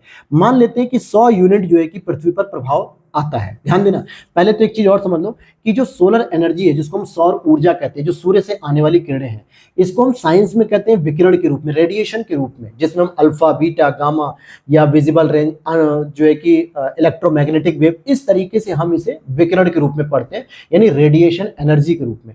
लेकिन हम ज्योग्राफी के अंतर्गत ऑब्जर्वेशन पे बात करते हैं, अर्थात जो हम महसूस करते हैं और दिन में हमें प्रकाश ऊर्जा के रूप में दिखती है, एक ऐसी एनर्जी जो हमें प्रकाश दिख रहा हो, यानी कि दिख रहा हो विजिबल रेंज के रूप में, तो इसे हम ज्योग्राफी में कहते हैं। तो इस तरीके से मान लेते हैं, क्या मानते हैं हम कि 100 यूनिट अगर हमें प्राप्त होती है सूर्य से, तो ध्यान से समझना, उस 100 यूनिट में से 50 यूनिट मान लीजिए कि प्रकाश संश्लेषण के माध्यम से पेड़ पौधे वगैरह यूज कर लेते हैं, और 50 यूनिट लगभग वायुमंडल और पृथ्वी की सतहों के द्वारा अवशोषित किया जाता है, जिससे तापमान में वृद्धि होती है। अब यहाँ पर एक बेसिक कॉन्सेप्ट समझना है। सबसे पहले मैं यहाँ पे बताऊं कि अगर एक वृक्ष लगा हुआ है, उस वृक्ष ने क्या किया, वायुमंडल से कार्बन डाइऑक्साइड को ग्रहण किया। वायुमंडल के बाद उसने पृथ्वी की आंतरिक परतों से, यानी कि सतही परतों से, मृदा के नीचे से जल को ग्रहण किया, और सूर्य से आने वाले प्रकाश संश्लेषण के माध्यम से उसने 50 यूनिट को भी एब्जॉर्ब कर लिया, सोलर एनर्जी को, और प्रकाश संश्लेषण की क्रिया की, और उस वृक्ष ने अपने लिए भोजन तैयार किया, जो एनवायरमेंट की भाषा में एक प्रोड्यूसर है, प्राथमिक उत्पादक के रूप में, जिसके ऊपर पूरा का पूरा विश्व निर्भर है। तो C6H12O6, जिसे हम लोग ग्लूकोज भी कहते हैं, स्टार्च भी कह सकते हैं, कार्बोहाइड्रेट भी कह सकते हैं, या बायोमास एनर्जी भी कह सकते हैं। ये अलग अलग वर्ड्स होते हैं ज्योग्राफी, साइंस और एनवायरमेंट में। कहने का सेंस यही है, अगर आप इसे देखोगे तो C6H12O6 इसे हम केमिस्ट्री की भाषा में ग्लूकोज भी कहते हैं, यानी पेड़ का भोजन होता है ये। एनवायरमेंट की भाषा में इसे हम जो है कि बायोमास भी कहते हैं, जैव भार भी कह देते हैं इसे हम। तो ये अलग अलग टर्म्स होती है और बाई प्रोडक्ट के रूप में यानी उप उत्पाद के रूप में ऑक्सीजन बाहर निकलती है। अब ध्यान से समझना कि 50 यूनिट, तो मान लो एक एग्जाम्पल के तौर पर मैं बता रहा हूँ, ऐसा नहीं है कि 100 यूनिट ही आती है और 50 पेड़ ही लेते हैं, ऐसा कोई फिक्स नहीं है, नियम नहीं है, ठीक है। और बाकी जो 50 यूनिट होता है उसे वायुमंडल और पृथ्वी की सतह के द्वारा अवशोषित कर लिया जाता है। मान लेते हैं कि पृथ्वी की जो सतह है जिसपे हम लोग रहते हैं स्थल खंड पे, पेड़ पौधों को अब छोड़ दो, और जो हमारा वायुमंडल है, क्योंकि जो सूर्य की किरणें होती है शॉर्ट वेव रेडिएशन के रूप में, वो हमारी पृथ्वी की परतों पे आती है, यानी कि वायुमंडल को क्रॉस करते हुए सीधे सीधे चली आती है, वो वायुमंडल को क्रॉस करते हुए आती हैं। और वायुमंडल को जब क्रॉस कर रही होती है तो वायुमंडल भी कुछ किरणों को रोक लेता है अपने पास, तो उससे भी उसका टेम्परेचर बढ़ता है और पृथ्वी की सतह का भी टेम्परेचर बढ़ रहा है, अर्थात तापमान में वृद्धि हो गई। अब यहां पर एक चीज समझिए, अगर मैं कहूं कि वायुमंडल या पृथ्वी की सतह केवल 30 यूनिट ही ऑब्जर्व करती, तो कहीं ना कहीं हमारे टेम्परेचर में कुछ कमी देखने को मिलती, यानी ग्लोबल वार्मिंग कम होती। और ये जो 20 यूनिट बच गई, ये कहाँ जाती, ये पेड़ों के पास आ जाती, तो ये अधिक से अधिक मात्रा में भोजन बना लेते। इसका मतलब है कि आप जितना अधिक वृक्ष लगाओगे उतना ही अधिक आपका मतलब उतना ही कम पृथ्वी का टेम्परेचर होगा। मैंने क्या बताया, आप इसको देखो, वृक्ष जितना अधिक लगाओगे उतना ही अधिक ये तो अपनी बायोमास एनर्जी प्रोड्यूस करेंगे और उतना ही हमारी पृथ्वी का कम टेम्परेचर होगा। इसीलिए अगर आप वृक्ष को काटते चले जाओगे तो सारा का सारा ऑब्जर्वेशन वायुमंडल और पृथ्वी के द्वारा एब्जॉर्ब किया जाएगा, अवशोषण किया जाएगा, जिसकी वजह से तापमान बढ़ेगा। और यही ग्लोबल वार्मिंग का एक सबसे जो है कि इंपॉर्टेंट फैक्टर है। अब यहां पर ये तो आपने देख लिया, यहां पर भी ये ग्लूकोज क्या है, एक तरीके से बायोमास एनर्जी है। अच्छा, सूर्य के अंदर कैसे एनर्जी आती है? सूर्य के अंदर दो हाइड्रोजन के अणुओं के मिलने से यानी संलयन होने से हीलियम बनता है और बहुत अधिक मात्रा में एनर्जी बनती है। और जो हीट होती है वो ऊर्जा का ही एक रूप है। क्यों मैंने कहा? क्योंकि ऊर्जा हमारे बायोलॉजी में हम यूज करते हैं कि हमें एनर्जी चाहिए, ज्योग्राफी में भी हम इसे कह सकते हैं कि जो है कि टेम्परेचर होता है, और हीट क्या होता है, उसका एक रूप होता है। तो सूर्य के अंदर जो एनर्जी प्रोड्यूस होती है वो नाभिकीय संलयन की प्रक्रिया से होती है। संलयन का मतलब होता है जब भी दो नाभिक आपस में जुड़ते हैं और एक बड़े नाभिक का निर्माण करते हैं। इट मीन्स कि दो हाइड्रोजन के अणु आपस में जुड़े तो एक बड़े हीलियम का निर्माण किया और बहुत अधिक मात्रा में एटीपी की फॉर्म्स में एनर्जी प्रोड्यूस होती है, केमिकल एनर्जी के रूप में। तो इसी को हम कह देते हैं संलयन की प्रक्रिया, और इसी पर हाइड्रोजन बम का भी कॉन्सेप्ट हम पढ़ते हैं संलयन की प्रक्रिया में। अब यहां पर आपने एक चीज तो देख ली, छोटी छोटी चीजों को आपने समझा। अब इसके बाद एक हीट का जो आप कॉन्सेप्ट देखना चाह रहे हो, क्योंकि हीट को हमने क्या बताया कि ये भी क्या है, एक एनर्जी के रूप में पाया जाता है, एनर्जी का एक फॉर्म होता है। तो जरा हीट के बारे में आप जो बेसिक कॉन्सेप्ट है पहले उसको समझ लो, ठीक है। हालांकि ये साइंस का कॉन्सेप्ट है दोस्तों, लेकिन मैं आपको यहां पर और बताना चाहूंगा। हीट में आपने दो प्रकार की ऊष्मा पढ़ी होगी, क्योंकि इसका अभी मैं यूज करूंगा, और खासकर जब प्रेसिपिटेशन हम जो टॉपिक पढ़ेंगे यानी वर्षण अर्थात के रेन के बारे में पढ़ेंगे, बारिश के बारे में, तो वहां पर भी इसकी जरूरत पड़ेगी। आपने दो वर्ड सुने होंगे, एक सुना होगा सेंसिबल हीट और दूसरी सुनी होगी लेटेंट हीट। अर्थात एक होती संवेदनशील ऊष्मा, दूसरी होती है गुप्त ऊष्मा। और ऊष्मा का मतलब क्या है? गर्माहट से, हीट से मतलब होता है, क्योंकि इंग्लिश में क्या कहते हैं, हम इसे हीट कह देते हैं। और हीट का मतलब होता है जब कोई चीज गर्म होती है, गर्म होने का मतलब होता है उसका टेम्परेचर की वैल्यू क्या होती है, अधिक होती है। तो देखो कनेक्ट हुआ ना, हीट कह दो, एनर्जी कह दो, टेम्परेचर कह दो, चीजें एक ही रहेंगी। तो यहां से आपने सेंसिबल हीट देखी और लेटेंट हीट देखी। अब यहां पर मान लेते हैं कि किसकी गतिज ऊर्जा मतलब किसकी संवेदनशील ऊष्मा ज्यादा होगी या किसकी लेटेंट हीट ज्यादा होगी। अब यहां पर एक चीज आपको समझनी होगी, बहुत इंपॉर्टेंट तरीके से समझना है, क्योंकि ये एक कॉन्सेप्ट होता है। मान लेते हैं साइंस की भाषा में या फिजिक्स केमिस्ट्री बायोलॉजी की भाषा में, साइंस को ही हम कहेंगे कि कोई भी एक पदार्थ होगा तो उन पदार्थों का निर्माण अणुओं से मिलकर बनता है कि नहीं बनता है। भाई मैं कह रहा हूं कि अगर आप कोई पेन यूज कर रहे हो, कोई कॉपी यूज कर रहे हो, कोई कपड़े यूज कर रहे हो, कोई खाने की चीज यूज कर रहे हो, कुछ भी, एवरीथिंग मेड बाय मॉलिक्यूल, मतलब कि कोई भी चीज बनती है तो कहीं ना कहीं वो छोटे से अणुओं से ही तो बनती है। 1000 अणु, 200 अणु, करोड़ों अणु आपस में मिलकर एक वस्तु का निर्माण करते हैं। लेकिन उन अणुओं की भी अपनी एक स्वतंत्र आइडेंटिटी होती है, अपनी एक स्वतंत्र पहचान होती है। जैसे ये मान लो कि एक गेंद है, ठीक है, इसको मैं गेंद कह देता हूं, लेकिन ये गेंद में बहुत सारे छोटे छोटे अणु होंगे, तभी तो ये आपस में एकजुट होकर एक गेंद का निर्माण कर रहे होंगे गोल करके, ठीक है, ये आपस में एकजुट हो रहे होंगे।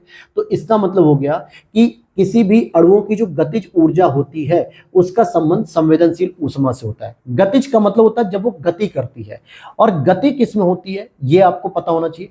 मैं अगर कहूं कि आपको एक भीड़ में इकट्ठा कर दूं, मैं आपको भीड़ में खड़ा कर दूं और वहां कह दूं कि आपको डांस करना है, एग्जाम्पल के तौर पे आपने डीजे पे देखा होगा, डीजे वाले बाबू जब गाना बजाते हैं तो आप लोग डीजे पे डांस करते हो, पता चलता है डीजे पे 20 लोग डांस कर रहे हैं, 25 लोग डांस कर रहे हैं और आपको जगह ही नहीं मिल रही है डीजे पे डांस करने की। तो आपकी गतिज ऊर्जा, जो आपकी डायनामिक एनर्जी थी, मोशन एनर्जी, वो बहुत ही कम हो जाती है, क्योंकि आप उस भीड़ में एक बार हाथ लेफ्ट घुमा पाते हो, एक बार हाथ राइट घुमा पाते हो। राइट घुमाया तो दूसरे को लगा, लेफ्ट घुमाया तो चाचा को लग गया, राइट घुमाया फूफा को लग गया। इट मीन्स कि आपके पास जगह कम है। क्यों? और यही चीज आप देखोगे ठोस पदार्थों में भी होता है कि ठोस पदार्थों के जो अणु होते हैं वो सबसे कम गतिज ऊर्जा रखते हैं, क्योंकि उनके जो अणु होते हैं वो बहुत नजदीक नजदीक होते हैं, एज लाइक डीजे की तरह, डीजे वाले बाबू की तरह एकदम नजदीक होते हैं। वो कहीं भी घूमते हैं दूसरे अणु से टकरा जाते हैं, दूसरे अणु से टकरा जाते हैं, इसका मतलब इसकी गतिज ऊर्जा कम है। अब आप कहोगे सर इसका क्या जरूरत है, तो अभी आगे मैं आपको जो ऊष्मा के स्थानांतरण की जो विधियां होती हैं, जिसमें संवहन, चालन, विकिरण जो मेथड होता है उसमें इसका प्रयोग होगा। और आगे जाके आप जब संवहन को पढ़ोगे तो कहीं ना कहीं वायुमंडल का संवहनीय प्रकार पढ़ोगे, ज्योग्राफी से कनेक्ट करोगे। वायुमंडल के साथ साथ जब आप महासागरों के टेम्परेचर की बात करोगे, जिसमें लेटेंट हीट की बात करूंगा मैं, गुप्त ऊष्मा की, संवेदनशील ऊष्मा की बात करूंगा, तब वहां पे वाटर बॉडीज के जो मॉलिक्यूल होंगे, जो अणु होंगे, उनके बीच में मैं आपसे गतिज ऊर्जा पूछूंगा, गुप्त ऊष्मा पूछूंगा, तब आपको याद आएगा कि हाँ सर इस तरीके से गतिज ऊर्जा किसकी ज्यादा होगी, ठोस की या लिक्विड की या भाप की। तो ये सभी चीजें आपको पता होनी चाहिए। तो एक बेसिक कॉन्सेप्ट से हम लोग समझ रहे हैं। तो यहाँ पे आपने देखा ठोस अवस्था में गतिज ऊर्जा कम होती है, क्योंकि उनके अणुओं के बीच में आपस में आकर्षण बल ज्यादा होता है और आपस में गति करने की जो क्षमता होती है वो कम होती है। लेकिन ठोस की अपेक्षा द्रव में थोड़ी बहुत जगह मिल जाती है, और गैस में अगर आप देखोगे तो सबसे अधिक मिलता है, क्योंकि गैस में क्या होता है, कोई भी मान लो पानी है, बर्फ है, बर्फ को आपने पिघलाया पानी में, और पानी जो है कि आगे पिघल के क्या हुआ, गर्म होके गैस के रूप में हो गया, तो उसके अणु कुछ दूर दूर हो गए, इस तरीके से ब्लू कलर के जो मैं डॉट बना रहा हूं, इस तरीके से दूर दूर हो गए। तो दूर होते ही उनको बहुत अधिक मात्रा में जगह मिल गई अपनी मोशन यानी अपनी डायनामिक एनर्जी को बढ़ाने के लिए, अर्थात उनकी सबसे अधिक गतिज ऊर्जा होती है। तो यहां पर आपने एक चीज कॉन्सेप्ट के रूप में समझी कि संवेदनशील ऊर्जा या संवेदनशील ऊष्मा किसकी सबसे अधिक होगी, जिनके अणुओं के बीच गतिज ऊर्जा सबसे अधिक होगी, जिनके अणुओं के बीच गतिज ऊर्जा सबसे अधिक होगी। तो एक एग्जाम्पल के तौर पर मुझे बताओ, बर्फ ले लिया मैंने, जल ले लिया, भाप ले लिया, इसका प्रयोग अभी टेम्परेचर से होगा, ठीक है। अगर मैंने भाप बर्फ पे जो है कि टेम्परेचर की वैल्यू रखी तो ये बर्फ पिघल के जल में चला गया, और जल पे फिर एक टेम्परेचर की वैल्यू रखी यानी गर्म किया और ये भाप में पिघल गया। तो मुझे बताओ कि बर्फ की गति संवेदनशील ऊष्मा ज्यादा होगी या भाप की। तो अब इस पूरे कॉन्सेप्ट पे आपने समझ लिया कि सर भाप की जो है कि संवेदनशील ऊष्मा ज्यादा होगी, क्योंकि आपने बताया कि गतिज ऊर्जा जिसकी अधिक होगी, और गतिज ऊर्जा बर्फ की कम होगी क्योंकि वो ठोस है, बल्कि भाप की ज्यादा होगी। यानी अगर मैं कहूं कि महासागर जब गर्म होगा तब उसकी संवेदनशील ऊष्मा ज्यादा होगी, या वो नॉर्मल रहेगा तब उसकी होगी। तो आप कहोगे सर गर्म होगा तो वो भाप के रूप में उड़ेगा, और भाप के रूप में उड़ने से महासागर की संवेदनशील ऊष्मा ज्यादा होगी। एक कॉन्सेप्ट क्लियर हो गया आपका संवेदनशील। दूसरा कॉन्सेप्ट आपका आता है हीट के बारे में, लेटेंट हीट की बात करते हैं, गुप्त ऊष्मा। और यहां पर आपको पता चलेगा कि आग से जलने की अपेक्षा जब आप भाप से जल जाते हो, स्टीम से, तो आपको ज्यादा दर्द होता है। अक्सर आप रोटी वगैरह देखोगे घरों में, जो आपकी माताएं बहनें पकाती है रोटियां, या आप भी स्टूडेंट लाइफ में खुद भी रोटी पका रहे होते हो, तो आप देखोगे कई बार होता है कि तवे पे हाथ जल जाता है। तो तवा जो है कि गर्म है, उससे हाथ नहीं जलता उतना जितना आपको चावल की भाप से, रोटी की भाप से, या प्रेशर कुकर के ऊपर अगर आपने हाथ रख दिया और अचानक से भाप निकल गई तो आपका हाथ ज्यादा जलता है।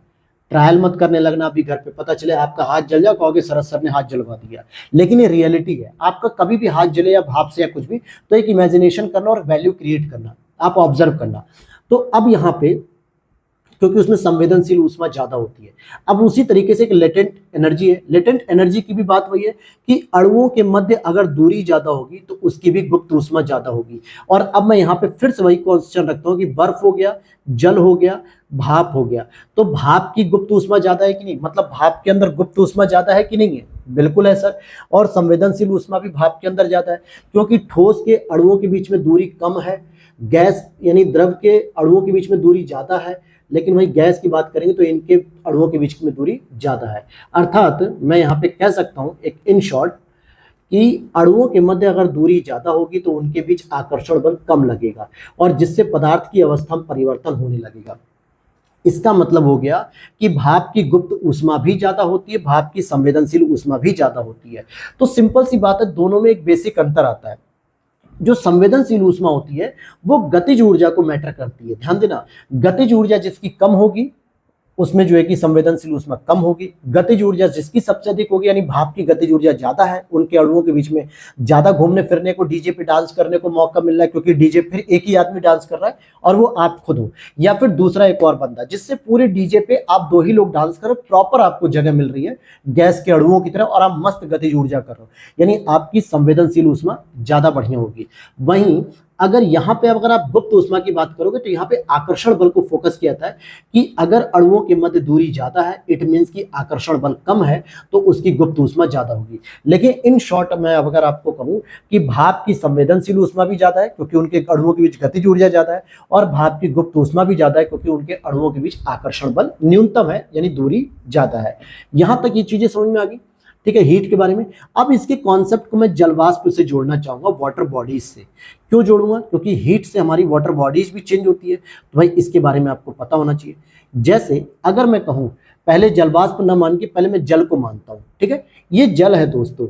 अब ये जल का मैं क्या करूं भाई, सूर्य का प्रभाव पड़ेगा कि नहीं? मैंने कहा कि सूर्य आता है और उसका टेम्परेचर बढ़ा देता है। मान लेते हैं आपने अपनी बाल्टी में एक बाल्टी पानी भर के रख दिया धूप में, या फिर आप नदी में देख लो, नहरों में देख लो, झील में देख लो, महासागर में देख लो, वाटर बॉडीज है, ध्यान से समझना इसको, ठीक है। अब यहाँ पर एक चीज समझनी है कि वाटर बॉडीज का जब टेम्परेचर बढ़ने लगा तो हमने कहा कि भाई वाष्पीकरण होने लगा, अर्थात जल क्या हो गया, वाष्प के रूप में बन के उड़ने लगा। वाष्प मतलब भाप के रूप में कन्वर्ट हो गया, स्टीम के रूप में, और वही भाप क्या हो गई, जल वाष्प बन गई, यानी कि जल की बूंदें जो थी, जो जल की बूंदें आपको स्थल खंड पे देखने को मिली थी, नदियों में देखने को मिल रही थी, अब वो वायुमंडल में ऊपर की परतों में जलवाष्प के रूप में देखने को मिलने लगी। आपने फैक्चुअल इंफॉर्मेशन के तौर पर रटा होगा कि ग्लोबल मतलब ग्रीन हाउस गैसेस में जलवाष्प भी देखने को मिलती है, कार्बन डाइऑक्साइड भी देखने को मिलती है, यानी ग्रीन हाउस गैसेज जो वायुमंडल में होती है उसमें जलवाष्प भी होती है। और वो जलवाष्प कहाँ से आती है, इसी वाटर बॉडीज के गर्म होने से, और ये जलवाष्प गर्म होकर हमारी ग्लोबल वार्मिंग को और बढ़ाती है, क्योंकि ग्लोबल वार्मिंग का अल्टीमेट जो सॉल्यूशन होता है वो यही होता है कि वो गर्म करती है, ठीक है। इतनी चीजें समझ में आ गई। अब यहां पर आपने देखा कि वाटर बॉडी जब टेम्परेचर बढ़ा तो वाष्पीकरण हुआ और जलवाष्प में परिवर्तन हो गया, लेकिन ऊपर जाके जब यही टेम्परेचर कम होने लगा, भाई पृथ्वी की सतह से जब आप ऊपर जाओगे, पर्वत चोटी की तरफ जाओगे या ऊपर की वायुमंडल में जाओगे, जैसे जैसे आप ऊपर जाते हो तो टेम्परेचर का मान गिरता जाता है। आपने पढ़ा होगा कि क्षोभ मंडल से जैसे जैसे हम ऊपर जाते हैं तो प्रत्येक मतलब 1 किलोमीटर पे, 1 किलोमीटर के आसपास जो है कि कुछ डिग्री सेल्सियस टेम्परेचर में कमी आती है। पढ़ा, 1.5 किलोमीटर पे, हाँ 1.5 किलोमीटर के आसपास लगभग 1 डिग्री सेल्सियस में कमी आ रही है। जैसे जैसे आप ऊपर जाओगे क्षोभ मंडल में, समताप मंडल में, तो टेम्परेचर कम होता है। तो जब ऊपर टेम्परेचर कम होगा तो वो जलवाष्प की बूंदें क्या होंगी, जमने लगेंगी और उनका फिर संघनन होगा, संघनन होकर वो वाटर बॉडीज के रूप में, यानी कि बारिश की बूंदों के रूप में नीचे आके फिर गिरने लगती है। ध्यान से समझना, संघनन होता है और वो फिर वाटर बॉडीज के रूप में नीचे आके गिरने लगती है बूंदों के रूप में। तो इसे तो हम कहते हैं वाटर बॉडीज का, यानी कि हाइड्रोलॉजिकल जो है कि साइकिल, हाइड्रोलॉजिकल साइकिल यानी जल का चक्र कहते हैं, जल चक्र जिसे हम कहते हैं। लेकिन अब यहां पर आपको संवेदनशील ऊष्मा और गुप्त ऊष्मा का कॉन्सेप्ट समझना है। कैसे? जैसे मान लेते हैं कि जल की सतह पर, अब देखो मैं यहाँ पे ठोस द्रव गैस की बात नहीं कर रहा हूं, लेकिन बॉडी से की वाटर बॉडी की मैं बात कर रहा हूँ, एक ही वस्तु की बात कर रहा हूँ। जल की सतह पर अगर हम देखते हैं तो जब जल सतह पर था, अर्थात कि समुद्र पे था या झील पे था या नदी पे था, तो यहाँ पर हम इसकी संवेदनशील ऊष्मा की बात कर रहे थे, ठीक है, संवेदनशील ऊष्मा की। क्यों? क्योंकि यहाँ पे अणुओं के मध्य गतिज ऊर्जा पे अध्ययन हो रहा था। लेकिन जैसे ही जब ये ऊपर जाने लगता है, जलवाष्प के रूप में परिवर्तित होकर तो गुप्त ऊष्मा में बदल जाता है, यानी लेटेंट हीट में बदल जाता है, क्योंकि भाप के रूप में कन्वर्ट हो गया, वाष्पीकरण के रूप में। और जैसे ही यह गुप्त ऊष्मा जब ये संघनन होने लगता है और ये वायुमंडल में प्रवेश करने लगती है दोबारा वाटर बॉडीज के रूप में, जल की बूंदों के रूप में टेम्परेचर के बढ़ने से, तो गुप्त ऊष्मा संवेदनशील ऊष्मा में बदल जाती है। क्या होता है, संवेदनशील ऊष्मा में बदल जाती है। तो यहां पर ये चीज समझ में आ गई। तो इसका मतलब है कि लेटेंट हीट सेंसिबल हीट में चेंज होती है और सेंसिबल हीट लेटेंट हीट में चेंज होती है। अर्थात ग्राउंड वाटर जो होता है हमारे सामने, जो नदी, झील, पर्वत, जब ये ऊपर की सतह आप देखोगे नदी की, तो यहाँ पे संवेदनशील ऊष्मा होती है गतिज ऊर्जा के आधार पे। लेकिन जब ये भाप के रूप में ऊपर जा रही होती है तो ये गुप्त ऊष्मा में परिवर्तित हो जाती है, और भाप हमेशा संवेदनशील ऊष्मा से ज्यादा खतरनाक होती है, इसलिए गुप्त ऊष्मा ज्यादा परेशान करती है। तो यहां से एक स्टेटमेंट अगर मैं बोलूं तो क्या आप समझ पाए कि नहीं, यही आपके कॉन्सेप्ट को समझने का टेस्ट होगा। स्टेटमेंट यह है कि वाष्पीकरण के समय जल सतह वायुमंडल में जलवाष्प के द्वारा गुप्त ऊष्मा के रूप में ऊष्मा का स्थानांतरण होता है। क्या इस पॉइंट को पकड़ पाए कि नहीं? अगर नहीं पकड़ पाए हो तो यानी समझने में आपने कहीं ना कहीं फेर किया है। समझना, मैंने क्या कहा, वाष्पीकरण की जब क्रिया हो रही थी, इवेपोरेशन हो रहा था। इवेपोरेशन होने का मतलब हो गया कि टेम्परेचर की वैल्यू अधिक थी। इस समय जो जल सतह था, यानी कि जो नदी, झील था, ये वायुमंडल में जाने लगा भाप के रूप में, और ऐसे में जलवाष्प के द्वारा गुप्त ऊष्मा में परिवर्तन हो गया, यानी कि जो हीट का ट्रांसफर हुआ गुप्त ऊष्मा में। क्या समझ में आया कि जब जल में संवेदनशील ऊष्मा थी जल सतह पर, जब वाष्पीकरण की क्रिया हुई इवेपोरेशन की, तो इस दौरान ये जलवाष्प में परिवर्तित हुआ, यानी कि लेटेंट हीट के रूप में, और ऐसे में ऊष्मा का स्थानांतरण हो गया। यानी ऊष्मा का स्थानांतरण स्थल खंड से कहाँ चला गया? ऊपर के वायुमंडल में चला गया। और इसी तरीके से ऊपर के वायुमंडल से नीचे आ जाता ऊष्मा का स्थानांतरण। तो इसे हम कहते हैं ऊष्मा के स्थानांतरण का मेथड। और यहाँ पर आपने इन चीजों को समझ लिया। अब यहाँ पर एक इंपॉर्टेंट एक पॉइंट आपको पता होना चाहिए कि वाष्पीकरण की क्रिया अगर मान लो पृथ्वी पर नहीं हुई तब क्या होगा। इसलिए वाष्पीकरण की क्रिया के बारे में अगर हम बात करें तो पहले तो प्रारंभ होने के लिए कुछ आवश्यक दशाएं चाहिए। आवश्यक दशा क्या होनी चाहिए कि जल की सतह का तापमान अधिक होना चाहिए वायुमंडल की अपेक्षा। अगर मान लो जो सतह ज्यादा गर्म होगी वहीं से तो चीजें उड़ के ऊपर जाएंगी। अगर वायुमंडल ही ज्यादा गर्म हो जाएगा दोस्तों, तो कहां से जल की सतह गर्म होगी? और जब जल की सतह गर्म नहीं होगी तो क्या आपको वाष्पीकरण की क्रिया देखने को मिलेगी? हम कहेंगे नहीं। और अगर ग्लोबल वार्मिंग का प्रभाव बढ़ता जाएगा, वायुमंडल ज्यादा गर्म रहेगा, तो क्या वाष्पीकरण की प्रक्रिया हो पाएगी? हम कहेंगे नहीं। और वाष्पीकरण की प्रक्रिया बाधित होते ही बारिश की प्रॉब्लम आने लगी, क्योंकि बारिश तभी होती है जब जलवाष्प अधिक मात्रा में वायुमंडल में होती है। और जलवाष्प कब होती है अधिक मात्रा में? जब आपके वाष्पीकरण की प्रक्रिया तेजी से होती है।